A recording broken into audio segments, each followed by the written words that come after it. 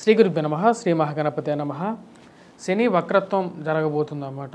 శని వక్రత్వం అంటే అసలు ఏంటి అంటే జ్యోతిష్య రీత్యా గోచార రీత్యా శని వక్రత్వ ఫలం అనేది ఎప్పుడు యోగిస్తుంది, అసలు వక్రత్వాన్ని ఎప్పుడు కన్సిడర్ చేయాలి అంటే శని కానీ ఏదైనా ఒక ప్లానెట్ కానీ ఏదైనా ఒక గ్రహం కానీ వక్రించినప్పుడు తన అంతకుముందు ఉన్నటువంటి రాశికి తిరిగి మళ్ళీ వెనక్కి వచ్చినప్పుడు పూర్వ రాశి యొక్క ఫలితాన్ని మళ్ళీ తిరిగిస్తుందని చెప్పేసి శాస్త్రంలో చెప్పబడింది అన్నమాట. అంటే పోగొట్టుకున్నటువంటివి కానీ లేకుండా ఉంటే అంతకుముందు మంచిగా జరిగి ఇప్పుడు సరిగా జరగినటువంటి స్థితిలో కానీ మార్పు చేర్పులు జరుగుతున్నప్పుడు వక్రత్వం జరిగినప్పుడు అంతకుముందు ఉన్నటువంటి ఫలితాన్ని మళ్ళీ తిరిగి పొందడం అనేది వక్రత్వంలో జరుగుతూ ఉంటుంది అన్నమాట. ఇప్పుడు శని వక్రత్వం అనేది దాని గురించి చెప్పబోతున్నాం. అంటే శని అత్యంత శక్తివంతమైనటువంటి గ్రహం. శని కొన్ని స్థానాల్లో యోగకారకమైనటువంటి ఫలితాలు కూడా ఇస్తాడు. అదేవిధంగా శని సరైనటువంటి స్థితిలో లేనప్పుడు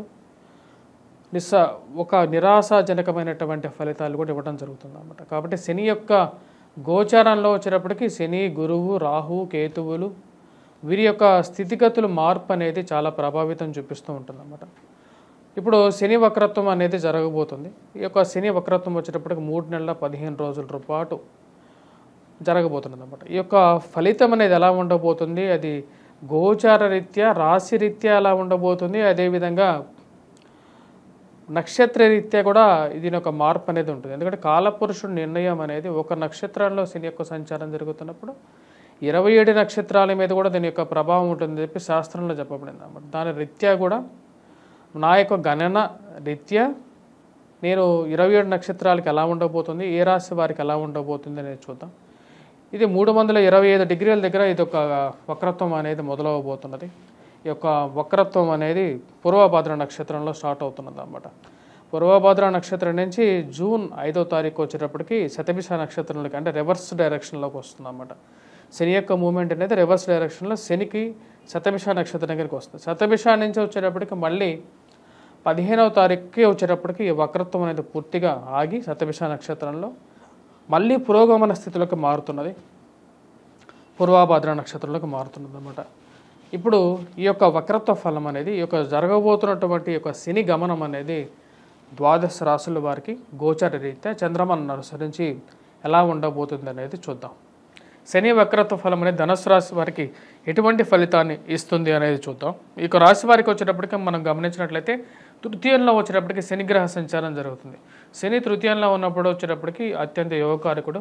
ఇది వృత్తిపరంగా వ్యాపార పరంగా కూడా అనుకూలమైనటువంటి ఫలితాలు ఎక్కువగా ఇస్తుంది అన్నమాట. తృతీయంలో ఉన్నటువంటి శని వచ్చేటప్పటికి ధన సంబంధితమైన విషయాల్లో అనుకూలతని ఇవ్వగలుగుతాడు. మరి అదేవిధంగా ఈ రాశి వారికి వచ్చేటప్పటికి తృతీయంలో ఉన్నటువంటి శని ఉద్యోగ ప్రాప్తిని కలిగించగలుగుతాడు. సేవక అనుకూలత అంటే వీరి కింద పనిచేసేటువంటి సేవకులు అనుకూలతని ఎక్కువగా ఉంటుంది అన్నమాట. అంటే వీరి కింద ఎక్కువ మంది పనిచేయడానికి కూడా ఇంట్రెస్ట్ చూపించడం, వీరి కింద కొత్తగా ఒక టీం రావటం అనేది, ప్రమోషన్స్ రావటం, ఉద్యోగపరంగా అనుకూలత ఇవన్నీ కామన్గా ఉంటాయి అన్నమాట వీరి రాశి వారికి. మరియు ఈ యొక్క రాశి వారికి మూల త్రికోణ స్థానంలో ఉన్నటువంటి శని వచ్చేటప్పటికి లేబర్ అంటే ఎవరైతే ఉంటారో అసాంఘిక శక్తులు కానీ వాళ్ళ పనిచేసేటువంటి వారు కానీ లేబర్ కానీ వారు ఎక్కువగా వీరిని ఇష్టపడటం, వీరికి ఫాలోవింగ్ పెరగటం అనేది జరుగుతుంటుంది అన్నమాట. వారి యొక్క ఇది ఎక్కువగా ఉంటుంది. ఈ యొక్క రాశి వారికి వచ్చేటప్పటికి మూల, పూర్వాషాఢ, ఉత్తరాషాఢ నక్షత్ర జాతకులు ఎవరైతే ఉన్నారో ఈ 3 నక్షత్రాలకి కూడా అనుకూలమైనటువంటి ఫలితాలుగానే ఉందన్నమాట. ఎందుకంటే పూర్వభాద్ర నక్షత్రంలో ఉన్నటువంటి శని వచ్చేటప్పటికి దాని యొక్క మార్పు అనేది జరుగుతున్నది. ఇక రిట్రోగ్రేడ్ మూమెంట్ అంటే పురోగమన స్థితి నుంచి తిరోగమనంలోకి వస్తున్నాడు అన్నమాట. తిరోగమనంలోకి వస్తున్నప్పుడు వక్రత్వం జరుగుతున్నది. అలా మారుతూ వస్తూ తను ఎక్కడికి వస్తున్నాడు అంటే శతభిష నక్షత్రంలోకి వస్తున్నాడు అన్నమాట. ఇలా మారుతున్నప్పుడు 3 months 15 days అంటే 3 నెలల 15 రోజుల పాటు తన యొక్క మార్పు అనేది జరుగుతుంది. ఇలా మారుతున్నప్పుడు ఈ 3 నక్షత్రాల మీద కూడా వచ్చేటప్పటికి ఒక పాజిటివ్ ఇంపాక్ట్గానే ఉందన్నమాట. ఈ పాజిటివ్ ఇంపాక్ట్ వచ్చేటప్పటికి ఇది ఎలా ఉండబోతుంది అంటే వీళ్ళకి సంతోషాన్ని, సుఖాన్ని కలిగించే విధంగా ఉందన్నమాట. ఈ యొక్క రాశి వారికి వచ్చేటప్పటికి ముఖ్యంగా మనం గమనించినట్లయితే శని యొక్క బలం అనేది చాలా ఎక్కువగా ఉంది. తృతీయంలో ఉన్నటువంటి శని అత్యంత యోగకారకుడు. శని యొక్క మూల త్రికోణ స్థానమైనటువంటి కుంభం ఈ యొక్క స్థానంలో ఉన్నప్పుడు పూర్తి ఫలితాన్ని వీరికి ఇవ్వడం జరుగుతుంది అన్నమాట. ఇక రాశి వారికి, ధనుసు రాశి వారికి వచ్చేటప్పటికి ఇది వృత్తిరీత్యా బాగా అనుకూలించే విధంగా ఉంటుంది. పేరు ప్రఖ్యాతులు రావడం జరుగుతుంది అన్నమాట. ఎందుకంటే శని యొక్క దృష్టి మనం గమనించినట్లయితే తన యొక్క త్రిపాద దృష్టి అంటారు అన్నమాట. వ్యయ స్థానం మీద, అదేవిధంగా పంచమం మీద కూడా ఈ యొక్క దృష్టి అనేది ఉందన్నమాట. మరియు అదేవిధంగా ఈ రాశి వారికి వచ్చేటప్పటికి ధన సంబంధితమైన విషయాల్లో అనుకూలంగా ఉంటుంది. ఈ 3 నక్షత్రాలు ఏవైతే ఉన్నాయో పూర్వాషాఢ, ఉత్తరాషాఢ మరియు అదేవిధంగా వచ్చేటప్పటికి మూలా నక్షత్ర జాతకులు ఎవరైతే ఉన్నారో వీరికి అనుకూలంగా ఉంటుందన్నమాట. ఈ యొక్క 3 నెలల పాటు అనుకూలమైనటువంటి ఫలితాలు కనుక చెప్పొచ్చు. సంతోషానికి దాయకంగా ఉంటుందన్నమాట. సంతోషాన్ని ఇవ్వగలిగినటువంటి స్థితిలో ఈ యొక్క శని ఉన్నాడు. నెగిటివ్ ఇంపాక్ట్ అయితే ఇవ్వట్లేదు. శతభిష నక్షత్రంలోకి వచ్చినప్పుడు కొంచెం ఇంపాక్ట్ అనేది వీరికి ప్రాబ్లంగా ఉంటుంది. అంటే రాబోతున్నటువంటి జూన్ నుంచి అక్టోబర్ వరకు బాగుంటుంది. అక్టోబర్ 15వ తారీఖు ఎప్పుడైతే శతభిష నక్షత్రంలోకి ప్రయాణం చేస్తాడో, శతభిష నక్షత్రంలోకి వచ్చినప్పటి నుంచి కొంచెం ప్రభావం అనేది వీరికి ఎక్కువగా ఉంటుందన్నమాట. కాబట్టి ఈ యొక్క రాశి వారికి వచ్చినప్పటికీ అనుకూలమైనటువంటి కాలంగానే చెప్పొచ్చు. ఎటువంటి అనుకూలతని ఎక్కువగా ఇవ్వగలుగుతుంది అంటే ముఖ్యంగా ఈ యొక్క స్టీల్స్, మెటల్స్ ఇండస్ట్రీస్లో పనిచేస్తున్నటువంటి వారికి ఒక పాజిటివ్ ఇంపాక్ట్ అనేది ఉంటుంది.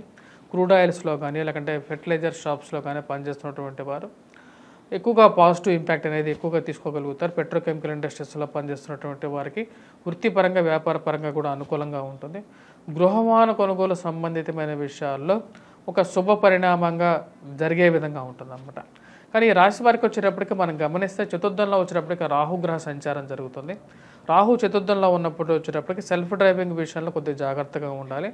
గృహవాహన కొనుగోలు సంబంధితమైన విషయాల్లో చతుర్థంలో ఉన్నటువంటి రాహు యోగ్యాన్ని ఇవ్వడు.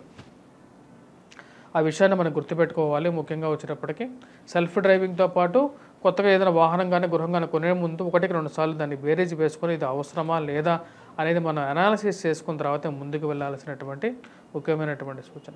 పంచమంలో ఉన్నటువంటి గురువు వచ్చేటప్పటికి షష్టమంలోకి వెళ్ళాడు. షష్టమంలోకి గురుగ్రహ సంచారం జరిగినప్పుడు ఈ యొక్క రాశి వారికి వచ్చేటప్పటికి ప్రతిబంధకంగా ఉంటుంది. ఎందుకంటే జన్మ రాశ్యాధిపతి అయినటువంటి గురువు షష్టమంలో ఉన్నప్పుడు దాని ప్రభావం అనేది ఆరోగ్యపరంగా కొంచెం హెల్త్ ఇంపాక్ట్ అనేది కొంచెం జాగ్రత్తగా తీసుకోవాలి.